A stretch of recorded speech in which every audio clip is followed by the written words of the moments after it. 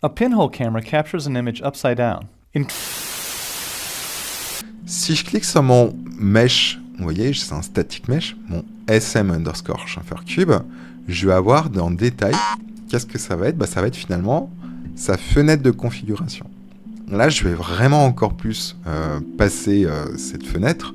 C'est juste pour vous expliquer qu'on a vraiment des choses qui sont contextuelles par rapport au type d'objet qu'on a sélectionné. Un objet n'aura pas les mêmes paramètres qu'une lumière, qui n'aura pas les mêmes paramètres que du texte, etc., etc. Tous les objets qui sont considérés comme des objets, des static mesh par exemple, auront à peu près les mêmes configurations avec des choses différentes. Par exemple, on voit que là, j'ai la rampe, là, j'ai plutôt un cube avec un matériel bleu, etc., etc. C'est contextuel par rapport au type d'objet que vous aurez sélectionné, ce qui est tout à fait normal. Je ne vais pas encore parler de cette fenêtre, on y viendra par la suite, même si je peux quand même parler par exemple de cette toute première partie qui est la partie transform, ça va vous permettre par exemple de pouvoir bouger un objet sur un axe, sur un autre axe encore, faire des rotations sur un axe ou un axe, faire des échelles sur un axe, un autre axe, etc., etc. Pour l'instant, je vais simplifier au maximum.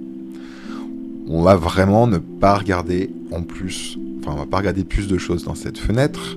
La seule chose qui est importante malgré tout, c'est que vous voyez, dès que j'ai modifié des éléments, j'ai une petite flèche qui également apparaîtra dans plein de fenêtres.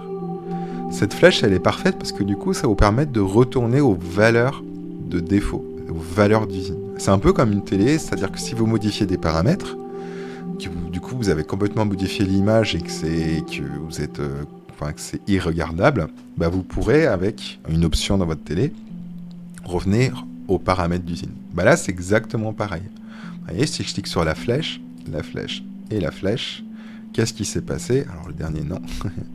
Qu'est-ce qui s'est passé? Ça m'a fait remettre mes options comme c'était par défaut. Vous voyez, là, ma flèche a disparu. Si je tourne mon objet, hop, j'ai la possibilité de revenir en valeur d'usine, entre guillemets. Donc, très pratique.